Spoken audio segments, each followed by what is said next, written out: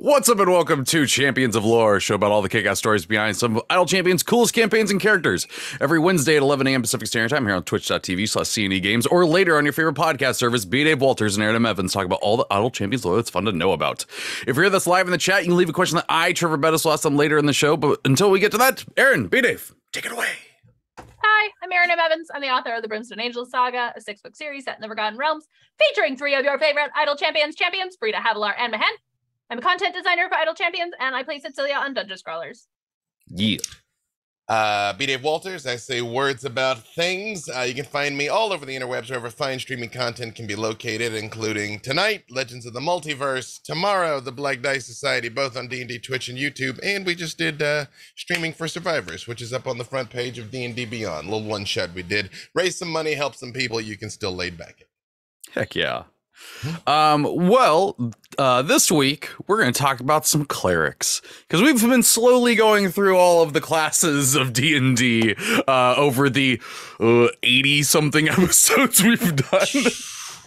I will say, dear viewer, slash listener, slash party member, that is one negative repercussion of our tangents, and I do mean only one.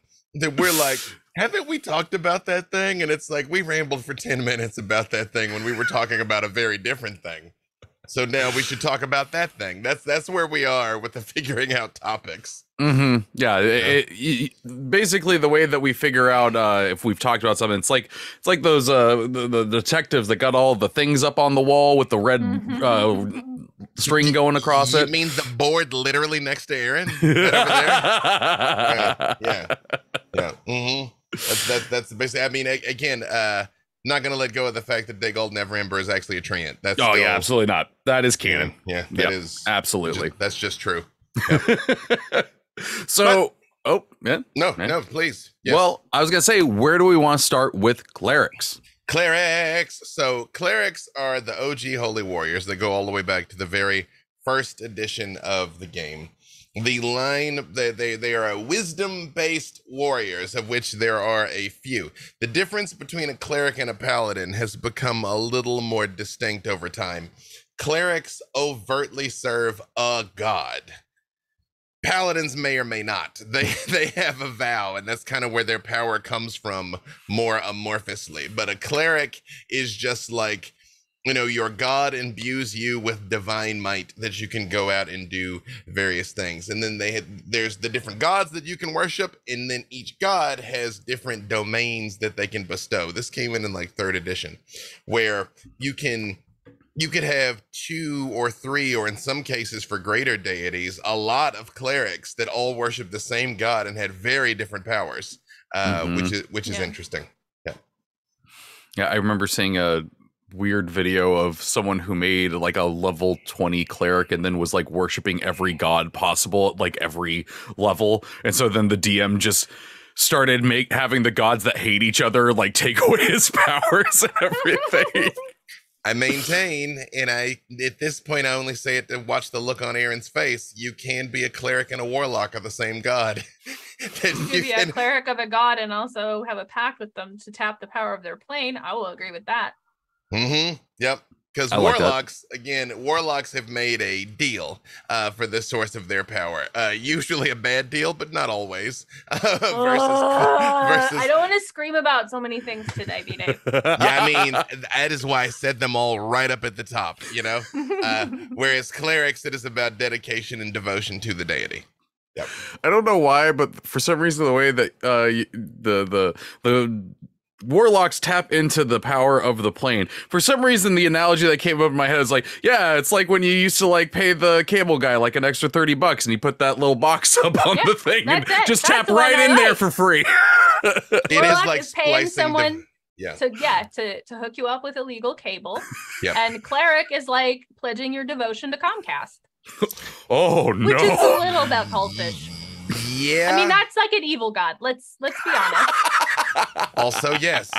I mean, well, it's like though you worship an evil god like Umberly, so she doesn't smite you. We appease Comcast so it doesn't take the internet away. Exactly. It's an apopatreic worship kind of structure.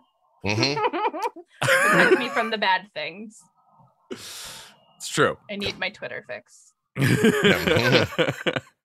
So they clerics, they're the ones that are like, pledging themselves to a god and worshiping them and whatnot. You mentioned domains. What's up with domains? What is that for a cleric? So, in the current iteration, 5th edition, classes have subclasses that make you, distinct and flavorful and different abilities. For clerics, that is their domains.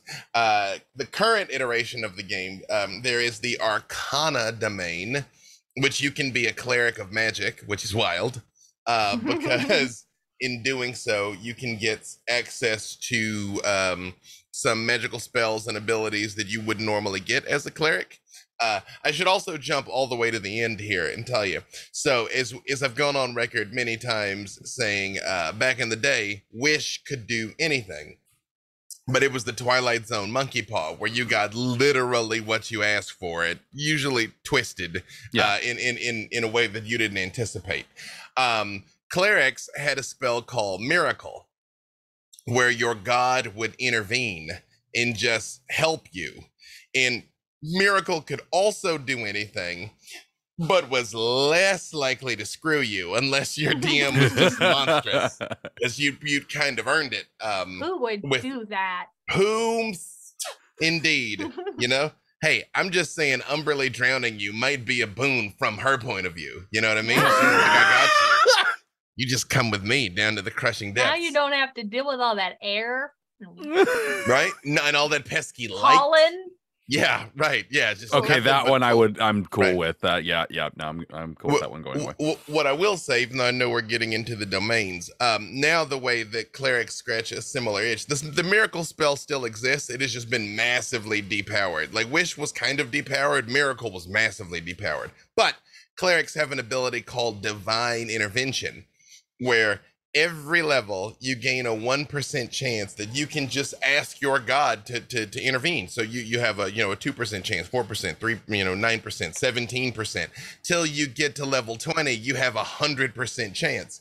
I once ran a game for Chris Perkins where he said, I'm a level 20 cleric, my god works for me, which is true. I know you're like Lifeander, get in here, buddy, and he will, so Lifeander kind of pops in with like a luchador mask and everything. Like, hello, I'm here, my most favorite servant, next to Evelyn. That is a thing that clerics can do. You have a small percentage chance.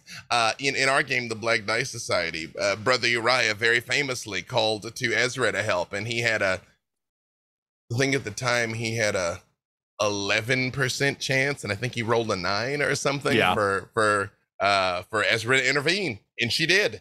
We had 2 of those on Dungeon Scrawlers. The cleric was about to die or get mind controlled, and he rolled Divine Intervention, and he rolled a 6, which triggered a massive earthquake in the city. So, think about your god when you ask for things, because sometimes there's consequences. But he didn't get mind controlled.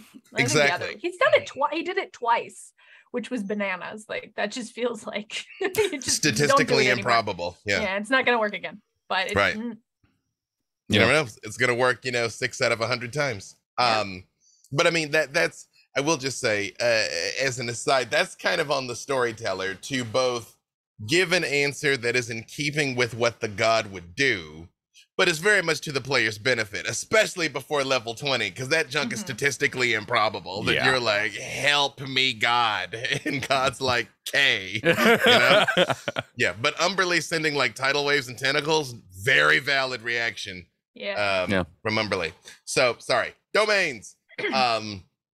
Again, Arcana Domain, you are a cleric of magic, which again you can gain access to spells that normally aren't on the cleric spell list, things like that. Also, clerics all have an ability to turn. They all can do at least some turn undead, because just in general, which is weird because even the like necromantic clerics can still turn undead, which is weird. I feel like you'd be like, bring it in undead. You know what I mean? I do feel like you're like, no, but I'm in charge here. Yeah, but I mean, just like everybody, just all of them being like, no, as a bad undead, it's a no, you know? I feel like they should have one of each, like turn Right. and Yeah, like Yeah. wait, you gotta Right. like neg the undead, you know? Yeah. You're like, I guess you'll one do. of each. Yeah. Turn undead, appeal to the undead. Exactly. What turning does is you force the creature it has to leave your presence. Some clerics, as they get stronger, you can destroy undead where they just get like blown up, and then almost everybody has something else they can do with their channel divinity. Like everybody kind of gets to turn undead. Some people are just really great at it, and then you have like another thing you get to do. Also, I'm gonna pause my rambling to let somebody else ramble. Oh no, I was enjoying that. You're Yeah, good. you're hitting it. What Oh, does, well, We've got No, a go ahead. knowledge domain. Yes. That is good for if you want to worship Ogma or Mistra or one of the gods that are focused on that kind of thing. You get extra languages, and you can. Actually, I need to pull up the specific rule set here, which I think you've got open. I'm looking at the sort I of do, Hayes. board things. mhm. Life Here, domain is I- kind of classic cleric. I will Yep. I will share with you. Yeah, life domain's the default cleric. Thank you. It's the default Healy cleric. That when most people think cleric and they think healbot, they're thinking life cleric, which clerics are Yeah. way more than that. Like they can do anything, pending how you build them. And it always, even though I do play a cleric in the Gax pack, for the most part, I have not like really seriously played clerics before, but it still always wounds my heart when I'm explaining the game to people and they're like, cleric, I don't want to be a healer. And you're like, well, I mean, maybe you don't. My cleric, Pick something else. well, my cleric is a grave cleric, which is a cleric of death. those are good. And one of the things, well, there is a death domain cleric, and then there's a grave cleric, which is not the same. I know, it's weird.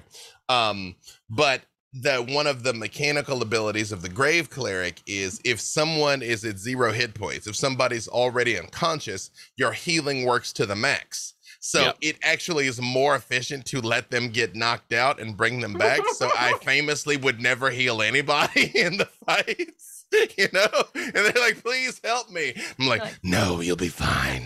You See, know? Yeah. I once had a cleric that was like that, except that it wasn't the grave domain cleric. He just didn't like healing during combat. I also have a cleric that doesn't heal. I played a Tempest Domain cleric that's a dragonborn from Timanther. So she's new to this whole religion thing.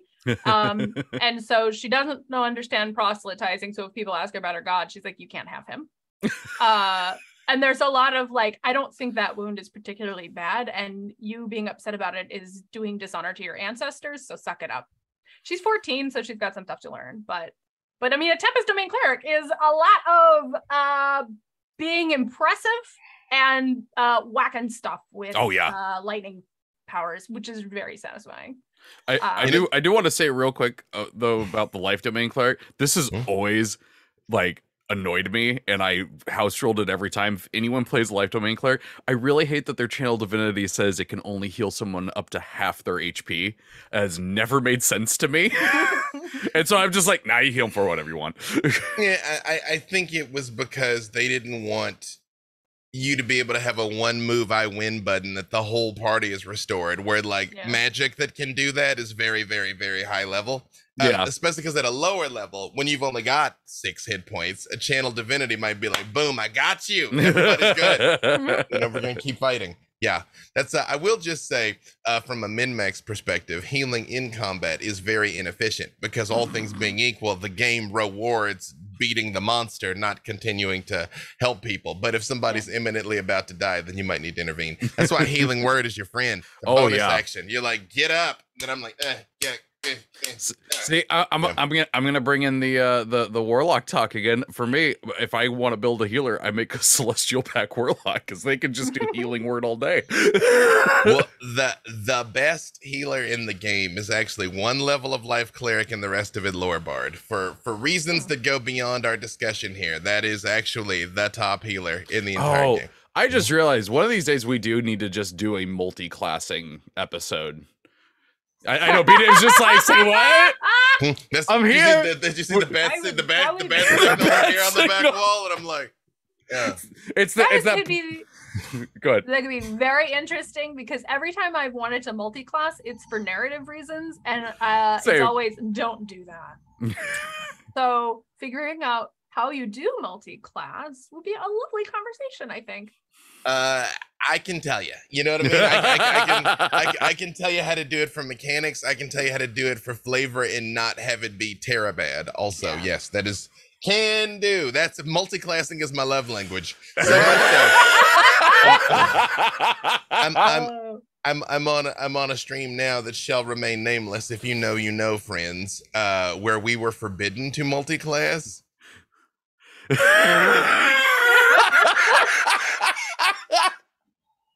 I'm always like, audio listeners, I implore you to please go find the VOD of this to see that look. That was quite an expressive face. Oh man, yeah. I'm always like, with just one level of this, I could have knocked all of this out. Yeah, sorry. Yeah. But we actually hopped over some. Oh, sorry, you were gonna say something. I was gonna put us on that track as well. So yeah, after Life Domain, then we got Light Domain, which at first I was like, oh, you can cast light. No. Excuse me. Put some respect on Death and Forge Domains. Oh, sorry, that's not on the list that I had. My apologies. I just jumped everywhere. We skipped. Yeah. My apologies. So explain what's the difference between Death Domain and Grave Domains. So Death Domain is more necromantic. Like if you want to create a cleric that is a necromancer, that's death, right? Like you're have more powerful necromancy spells, and you're generally okay with the undead. You know, they worship deities like Chernosh, Miracle, and Ouijas.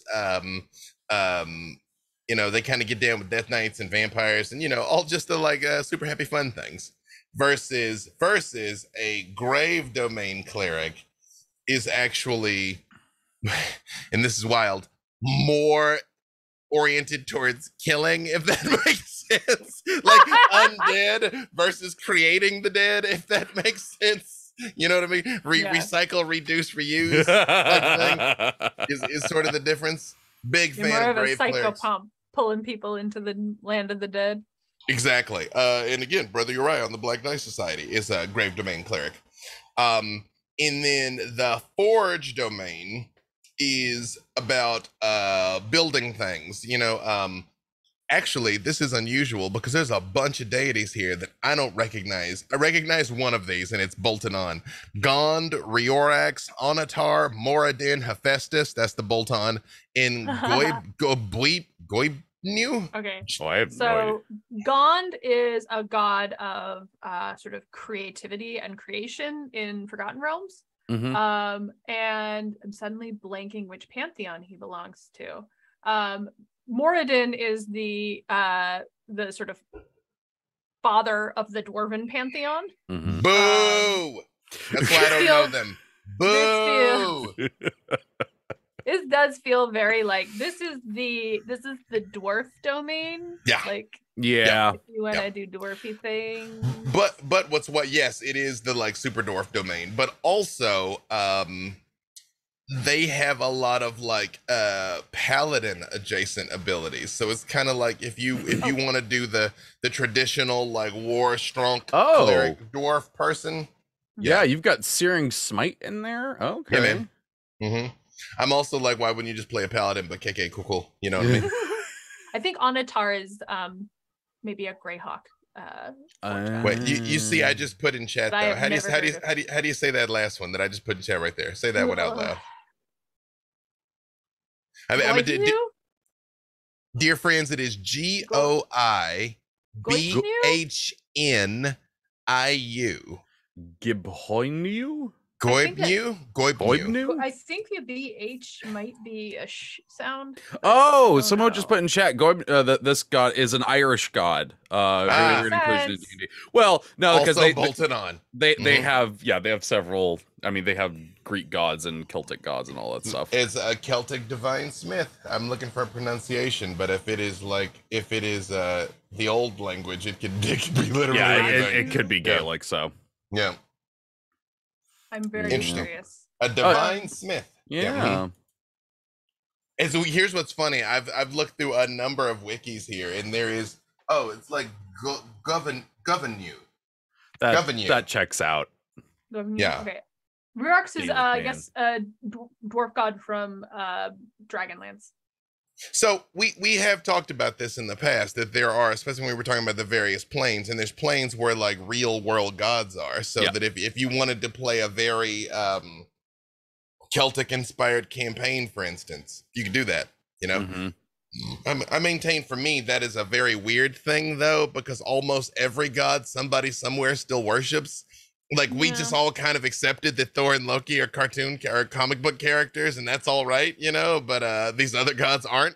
Especially because there's people now today that are like, yeah, but Thor is actually my god. And everybody's like, shut up, you silly hippie. You know? So yeah. But if that's what's cool at your table. Yeah, it's true. Mm-hmm. So Light Domain. Yes. Yeah, So Light Domain is just fire all the time, including Lifeander. Can we do Praise the Sun? Is that the thing? Praise the sun.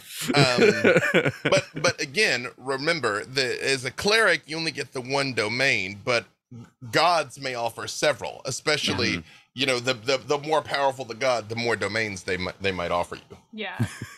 Lauren in the chat says, "Woo, Light Domain, the OG Orkira domain."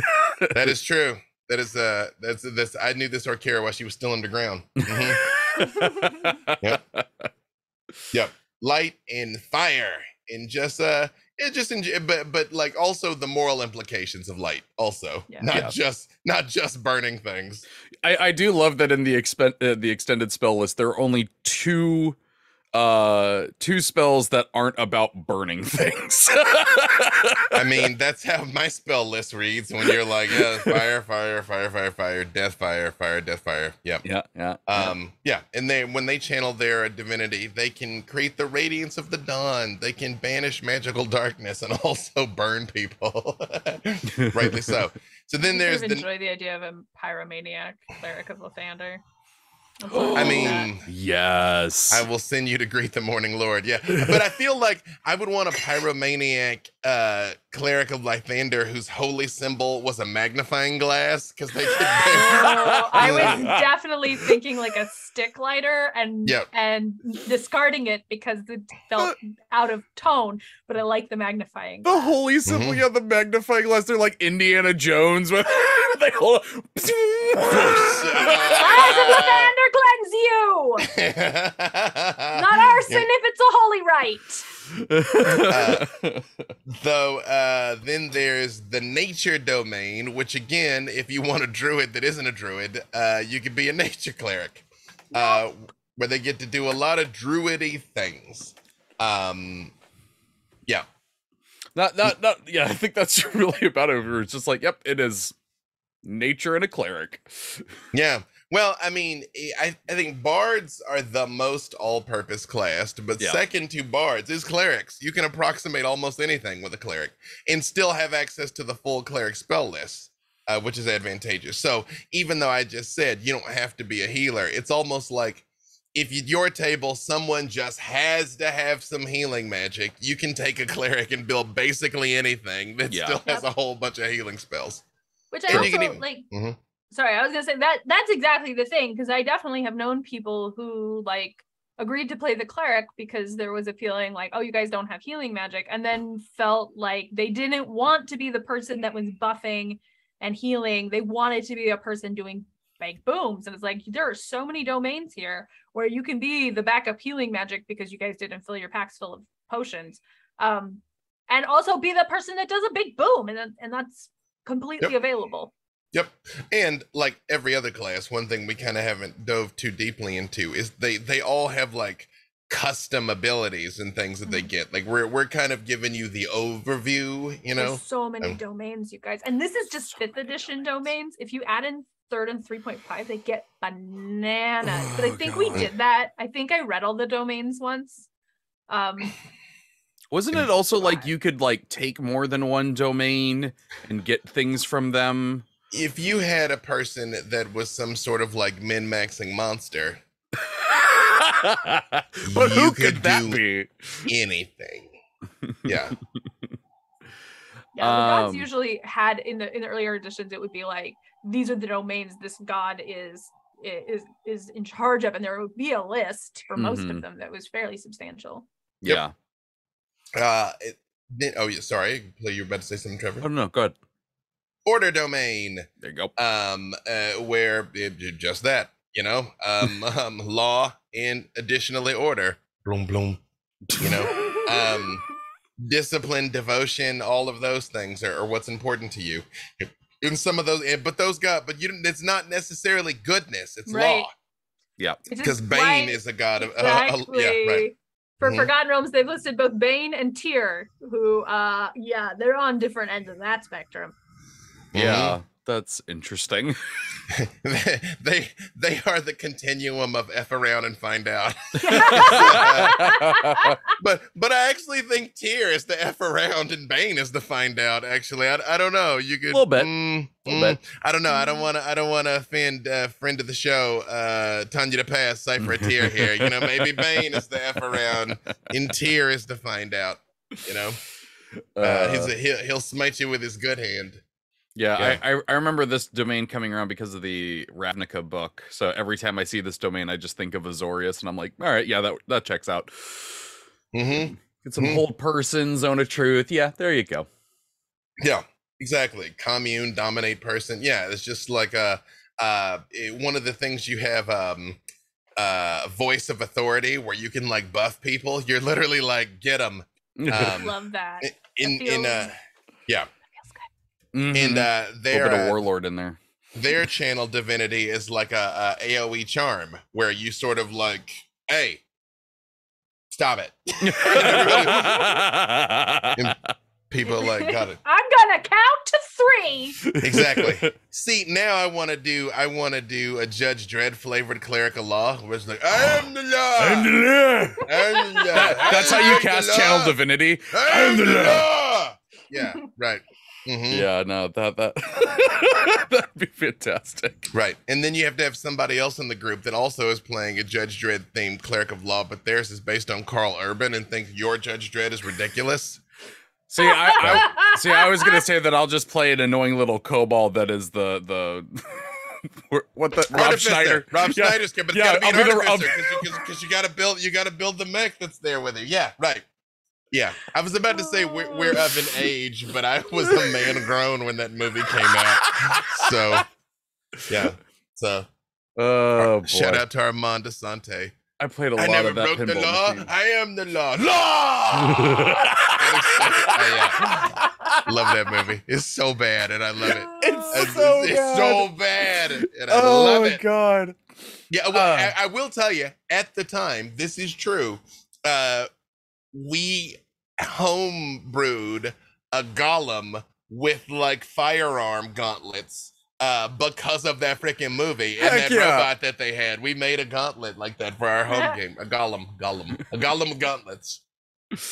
Oh god. Well, next up we have the peace domain. Here's the thing. Interesting. I think this might be the least taken subclass, because it's like, oh yes, we're a D&D adventuring party that spreads peace. So remember Sorry, when no, you finish your thought. I won't forget. What is interesting about this is it kind of helps your party work in synergy better.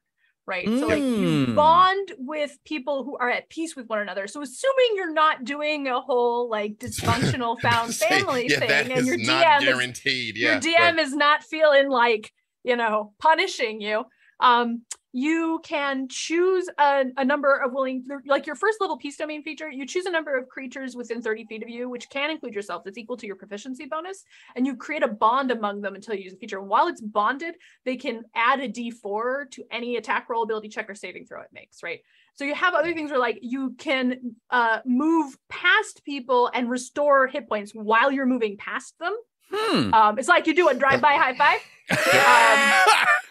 And you can do a thing where like you can use those bonded creatures so that if one of them takes damage, someone else gets to teleport up there, and so then they can use a reaction that they might not be able to use because they're actually like, this is a thing that I've had trouble with Havilar. Havilar has great like what is it called, interpolation powers, where it's like somebody gets hit, I can swing the glaive in front and smack the other person, and if I'm on the other side of the field, that doesn't matter. And a lot of the times it's like, let's spread out, because if we're all clumped together, the wizard's going to screw us. So having that kind of ability and not making other people, you know, it's not like each of us has to use a thing to do that. It's like, you just have to do it. But it is a play style where it feels like you need to be in tune with the whole group and field and pay attention to what everybody else is doing, which is not for everybody. So I guess I missed this one coming out. I remember reading the Unearthed Arcana of this subclass and actually really liking it. I didn't know that it had actually come out. Okay. I have to look more into this one. I will say, in the same game where I'm a Grave Cleric for the Gax pack, Eric Campbell has some levels of Peace Domain Cleric. We are very different. But this is an interesting take on it, because recall I told you all that I won D&D. I did. I literally created a character that was absolutely unbeatable, and it was not as much fun as you might think. And one of the things you in 3.5, again, 3.5 collapsed under its own weight and all the books and all the options and a lot of just unintended consequences. That the example I always give is, one book would say you get +1 if your name is Erin, and another book says you get +1 if you have brown hair, and another book says you get +1 if you've got shoulder length brown hair, and another book is like +4 if you're wearing a green dress but only on Wednesdays. And you could just dang it, this is the jumpsuit. You can just, you know what? We'll homebrew it. Chances are, you have to know, but at that point, you also have to go dig through and be like, well, where do jumpsuits fall under? Because if I'm buying clothes, jumpsuits and dresses are in the same category. Yeah. There's another book somewhere that doubled the bonus if it was a jumpsuit because you got legs. You know what I mean? So monsters like me would go through and assemble all of these unintended consequences, and by the letter of the law, but by no means the spirit, these things would work.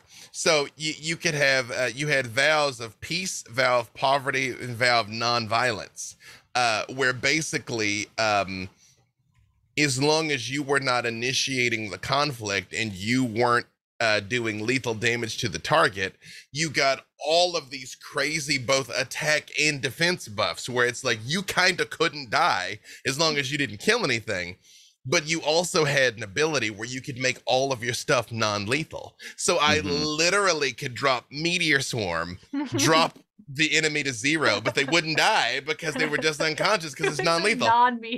A non-lethal meteor swarm is like a Nerf meteor swarm. I'm like, boom. You know what I mean? I think that's just a ball pit. Like, you just opened up a ball pit and dropped that. It's like dodgeball. Yeah. I grew up in the 80s. Dodgeball was very lethal, actually. But yeah, that's so I'm glad to have gotten the essence of what they were after there, because who would have thought the non-violent options are what actually made you invincible? Specifically, for people who haven't heard this, it was a druid planar shepherd with the saint template, vows of peace, poverty, and non-violence. That character is unkillable. Absolutely invincible. Yeah, so to your point though, this would be very interesting because I've toyed around with the idea of like a bard that was pure support, like just as a thought experiment, because most of my characters begin as thought experiments. Yeah. A character that never actually harmed anyone. Yeah. So things like charm and hallucinatory terrain. I mean, not just like I don't fight, but like actually inflicts 0 damage. And that's a cool character for that, like a peace cleric. You know what I mean? That you're like you watch Log Horizon. That's the tactician is a peace cleric. After that, we have the very opposite of peace, which is the Tempest Domain, which we talked about a bit. Which you played, yeah. Love so what's it. up with the Tempest? What's up with the Tempest Domain? Lots of lightning powers. Also, gust of wind, which when you are playing with a druid who can cast spike growth. Spike growth plus gust of wind is amazing. Oh, God. I felt very good after that. And yeah, you have the channel divinity for this is fun. It's called Destructive Wrath. So when you roll lightning or thunder damage, you just max the damage. Yep. This is how how a lot of what you do is lightning and thunder. Yep. This is how I messed up an entire room of thugs as a first level cleric. Yeah. It'd be a real shame if something were to happen to you. Yeah, I essentially went into the wrong room and someone came up to me and they like put their hand on my shoulder like they were gonna try and take me somewhere and I went Thunderwave. I was like, by the way, that's all max damage. This is a good one for Umberly. Yep. If you want to be a Tymanthera and Dragonborn cleric, this is an Enlil with a little more like look at how cool I am and a little less like shut up mortal. I forgot about fun. I know we haven't like talked about the little stuff, but I forgot that Tempest Cleric level 17 just is Stormborn. You have a flying speed equal to your current walking speed. Love it. Yeah, you turn into Storm from the X-Men. If you want to play Storm from the X-Men, that's a Tempest Cleric. Yeah. What I will say, even though we were talking about in the light domain, how you have all these fire spells and how great that is, fire is also the most common resistance. Like, things are most likely to have fire to have no effect. Lightning resistance is less common. It happens, but it's less common. So you just be like, achoo. I actually had to homebrew an item because my home game has a light cleric, and when they went into Avernus, I went, oh no, he's gonna be absolutely worthless. Yeah. And so I gave him a thing that let him change up spells occasionally. So then we've got the Trickery Domain. Which I actually don't know don't be a rogue. So the not a rogue class. That is basically every iteration of Averin is a Trickery Domain cleric. Yeah. Mm-hmm. Shout out to Todd Kenrick. Yeah, that's... Yeah. Oh, yeah, Cloak of Shadows. Oh, yeah, okay, yeah, at 6th level, you can just become invisible. Yep. All right, cool. Yep. You're like, what if I weren't here? Then we've got one of my favorites, which is the Twilight Domain cleric. Whoa, wait. What? You can't just like, I mean, a little more respect for the Trickery Domain. Oh, okay, here, I'm sorry. you know? It sounded like you didn't have much to say on it, so I just moved to the next one. It's like one of the advantages that you give is you literally you can make the rest of the group stealthier. But the invoke duplicity is you can create a perfect illusion of yourself starting at 2nd level. Which is very powerful, and then the illusion you can see through its own senses and all of that. Because remember, the lower game is actually where the game is more dangerous. People think the game's dangerous at high level. No, the game's dangerous at low level. When you're like level 6 and a goblin can crit with an axe and it's a wrap. Yep. So you have this like duplicate of you. They can just like go around and do things. Super useful. Mm-hmm. Yeah. Yeah, that's it's okay. Loki. If you want to play Loki. Trickery Domain Cleric. There you go. Up to and including how Loki makes illusions. What? I'm sure it's wholly unrelated to how the Trickery Domain was created. Also, so the Twilight Domain, you turn into an angsty teen in a love triangle. But this one for me is one of my favorites because at 1st level, you can see through the deepest gloom. You have dark vision to a range of 300 feet because sure, why not? Why not? And then as an action, you can magically share the dark vision of this feature with willing creatures that you can see within 10 feet of you, up to any number of creatures equal to your wisdom modifier. The shared dark vision lasts for 1 hour. So essentially, you never have to worry about can you see in this dark cave ever again. That's interesting. True. Yep. You can also take or give advantage on initiative checks, which is very important. Very, very important. Oh, yeah. Mm-hmm.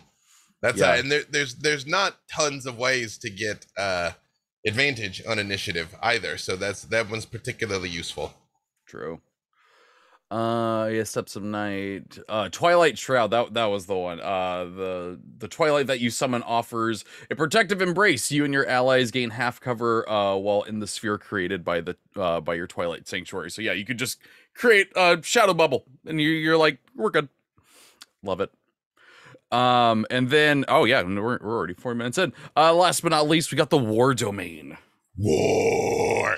So, big fan of the War Domain. If you want to have a very tanky frontline fighter, War Domain Cleric can be comparable, possibly even superior to a fighter.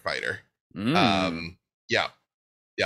You get some pretty significant bonuses to your thing. Like you at first level, you can attack twice starting at first level. If you use your channel, you have to use your channel divinity, so you can't do it often, but you're like shablamo, which again, when enemies don't have a lot of hit points early in the game, that adds up like very quickly. This doesn't even say you have to use your channel divinity. It just says War Priest at first level. Your god delivers bolts of inspiration while you're engaged in battle. When you use the attack action, you can make one weapon attack as a bonus action. That is true, but it's up to the number of times your wisdom modifier. But you are correct. You are correct that it is not the same as your channel divinity. You get that too. You can just start smashing people from the first first level. The channel divinity gives you a +10 to your roll. Yeah. That's what you absolutely positively must execute, that goblin in particular. Yeah. You missed. Did I? You know? And then when at level 6, you can give that +10 to someone else. You know? So that you're like, when they're like, oh, I didn't make it, you're like, I think you did. You know what I mean? You're like, get in there. War God's blessing. Uthal is never allowed to be in a party with a War Domain cleric. So, here's what's wild though, is not only do they get to smite like a paladin, at level 17 they get resistance like a barbarian's rage, but they have it all the time from bludgeoning, piercing, and slashing damage from non-magical attacks. Now, granted, by 17 most attacks are magical, but not all of them. And clerics tend to be pretty robust in their health pools, so you can like lay siege to villages and stuff by yourself when you're all grown up. Oh boy, fun times. Mm-hmm. I love that we talked 42 minutes almost purely about domains. Hey kids, do you like violence? Yeah. Clerics are fun. I've always liked them. Again, very, very underrated because I mean, a lot of the assumptions people have about them really did used to be true. They're just not true anymore. Yeah, because but before, was it always cleric or was it priest for a bit? Or was that a different thing? Priest was a different thing. Priest was a different thing. Okay. I always get that mixed up. Okay. Mm-hmm. Any last things that y'all want to touch on about clerics before we check in with the listeners? Erin, what's your favorite god to be a cleric of? Ooh. I've only played a cleric of one god, and that's Enlil. The other time I played a paladin, but that was in a homebrew game. So it was a paladin of basically an order domain god, who woke up with this cursed sword that was definitely a trickery domain god's thing. And so sometimes I couldn't use the same spells. Like if the order domain god was like, no, you're not acting right, then the trickery domain god was like, what? It was cool. It turned out that sword was sucking bits of my soul away, but it meant I didn't die. Because when I died, I'd come back just with a little less soul. That was going to be a problem later, but... I appreciate like you come back and like couldn't dance. You're like...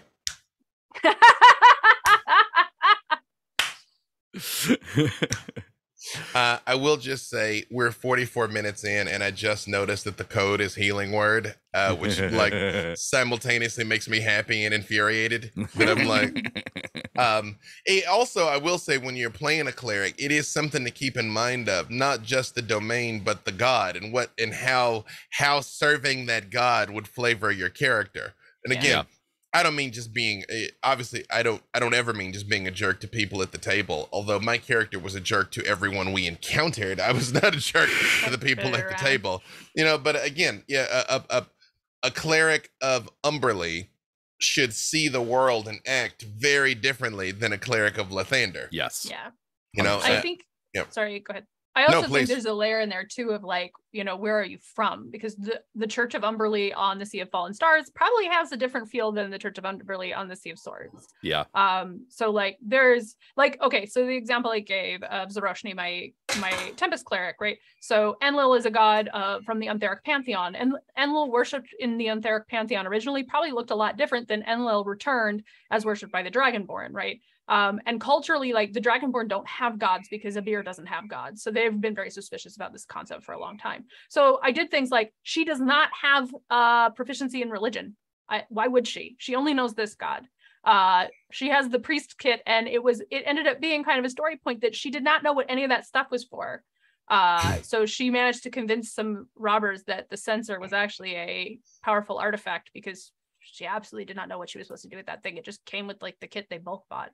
Mm-hmm. And these are fun little things, right? There's like you can kind of go with what's there, but remember, like whatever effort you're putting into the world, like people's on the ground experience of their religion is different depending on the place. And you can fit a lot of cool character stuff and world stuff in those decisions. Yeah. And we talked about the worshiping evil gods before, in that it wasn't always about malevolence. Sometimes it was like just so they don't eat you.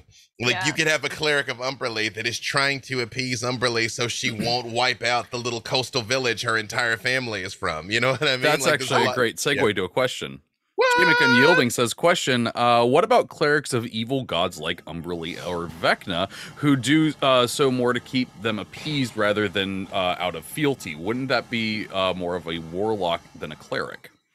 Not necessarily, I still maintain that so some of this is us trying to describe why did we make two classes, which you can fundamentally describe in a similar way. Yep. And that's why I stick real hard to where exactly is this power coming from? Yep. Because otherwise it gets a lot of like hair splitting in my opinion.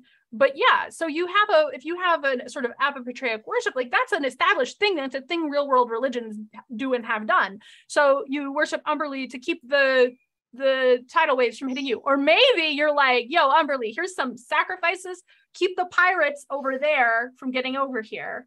Because then Umberly gets two things. She loves smashing ships and lots of flattery. And that's sort of a different situation, right? And yeah, it's a negative situation because you're talking about people who aren't like, yes, I am all in on the being evil. They're like, this is the tool I have for the situation I have, and I'm going to use it, which has a lot of story similarities with the way that we talk about warlocks a lot of the time. Is like, I'm in a bad situation and I'm using the tool that's in front of me. But that sort of story is sort of next to the mechanic. So I don't think you have to worry about like, well, this isn't a cleric anymore. It's like, it's a cleric because you're talking to a god and you say it's a cleric.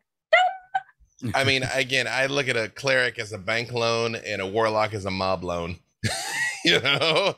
But like I said at the beginning, and I say again at the end, you could be a cleric and a warlock of the same deity with just like having negotiated very different terms. I would have really do want to flavor make reason. that character. I would have a flavor reason for it though. You know what I mean? Why? You know what I mean? Like why are you hooked on both the front and back end of Vecna here? You know?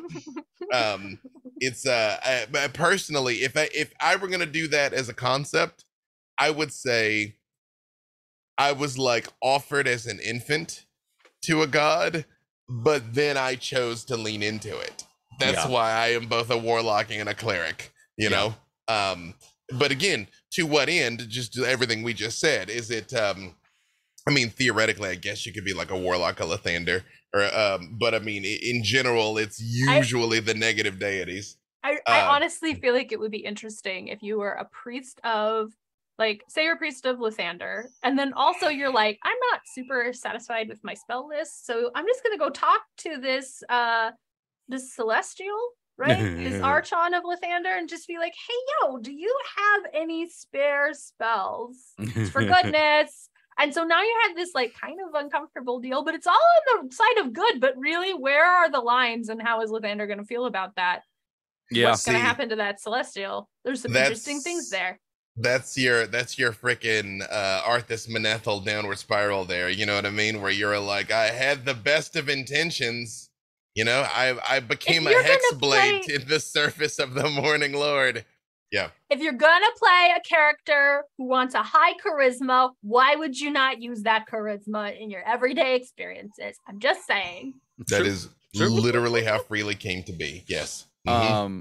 The lurking writer says, question, you can multi-class, but can you multi-subclass, i.e. can a cleric have multiple domains? Not currently. Not in the current edition of not in the current iteration of 5th edition. In previous editions, it was possible. I also feel like that's probably something you could homebrew up. Yeah. Because narratively, it makes a lot of sense. Yep. Yeah. But also, I mean, it can also get kind of messy where it's like you're not going to get to the cool high level stuff, but you're not going to get to the cool high level stuff. I mean, far be it for me to assuage someone from crunch. There's probably easier ways to scratch the itch hereafter. Yeah. But I mean, I think having a character whose whole thing was I am equally devoted to these different deities, you know, narratively would be interesting.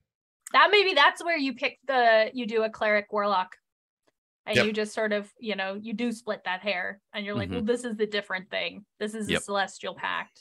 Yep. Or, you know, if you're going evil, this is a death domain and a undead pact or something. Could you imagine being like a cleric of Asmodeus, but like with a fiend pact to the Demogorgon and hoping neither of them found out? But then they're not like mad at you. Then they become like competing stepdads trying to spoil you. You know what I mean? Yes. Yeah. Amazing. You're like, you just like convince one of the Demogorgon's heads is always on your side, and you're like, well, but Asmodeus did come when I cast Divine Intervention. And it's like,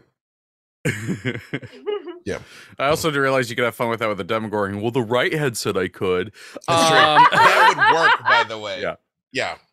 For the last question before we got to get out of here, Oba Lauren says, question, do you have any advice for a cleric who recently became a philosophy cleric now that their god is dead and not getting resurrected for a while, asking for a friend? Well, I mean, you know, that's the Phoenix was very proud of this philosophy cleric.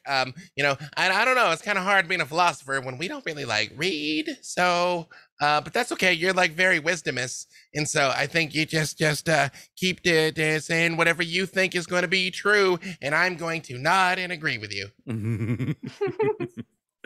Well, I think that is a good place to wrap up this week's episode. Friends, where can people find you and what awesome things you're working on?